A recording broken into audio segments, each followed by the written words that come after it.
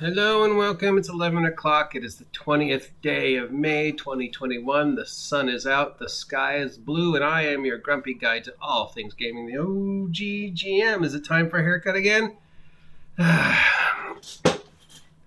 So last week, in last week's GM tips, I pontificated the idea of cribbing from video games for things like achievement and cosmetic rewards.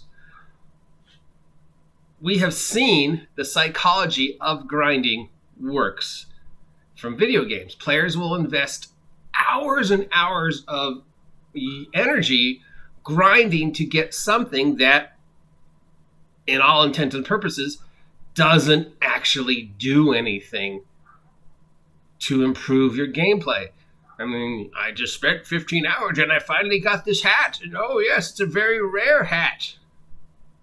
Does it help your character in any way, shape, or form against the mechanics of the video game you're playing? No, you just have a cool hat. So I pondered the idea, could we incorporate this in role-playing?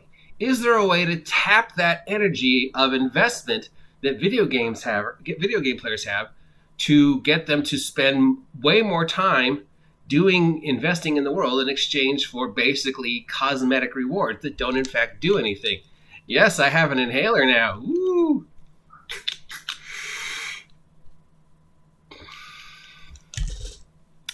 So I started with the idea of achievements and how you could use achievements in the game to, in return, lower prices for things or whatever. And then I suggested cosmetic rewards. In response, a couple people told me about Cyberpunk Red and Cyberpunk in general, and the Chrome books, the fashion books from Cyberpunk, where Cyberpunk did have a method of getting rid of money from your characters. You have too much money, but here's things that you could spend money on that don't actually do anything for your character, like a thing that changes the color of your skin or whatever, or apartments or cars. And yes, we know there's been a lot of thought given into how do we get precious gold off of our players without just robbing them flat out, which of course is an option, by offering them things they could spend their gold on that doesn't actually do anything.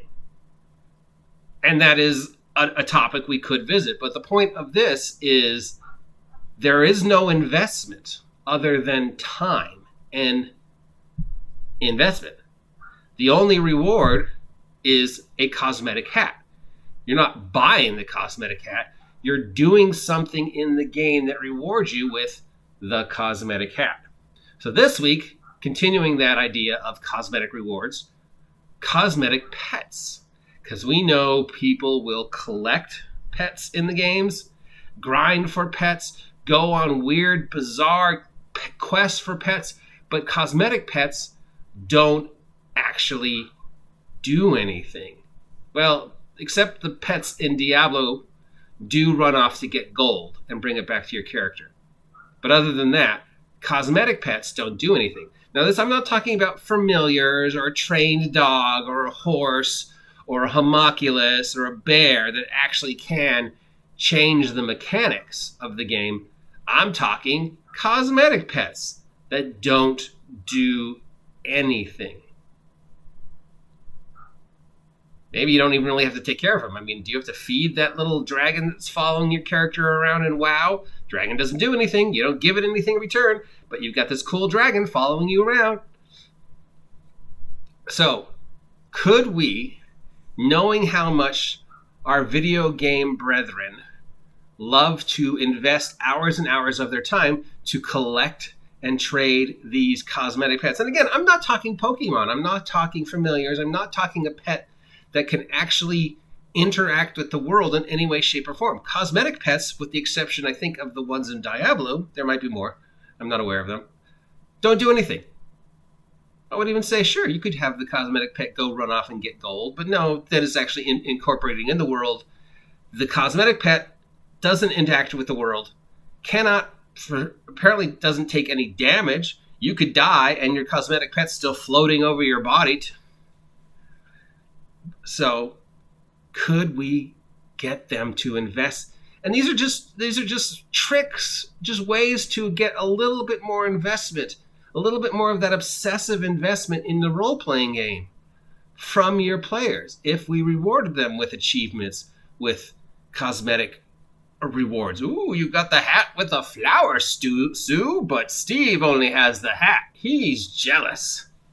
And now cosmetic pets. It's an interesting experiment, and I'd like to hear how you would do it. Again, we're not saying this is ways to get them to spend money, because that's a completely different topic, which we could cover. This is ways for them to invest time and effort, and the reward are things that are purely cosmetic. They have no actual effect on the physics of the game. And one of those is cosmetic pets.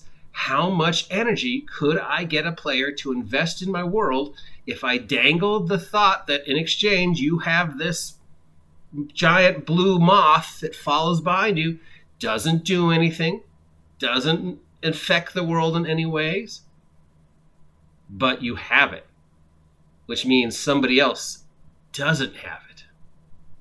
Makes you different because you have that giant blue moth, and no one else in the world has that giant blue moth, unless they're willing to go through the same things you went through. But even then, since we're talking D&D, we could say that each cosmetic pet is unique. So once Susan gets that giant blue moth, no one else can get it.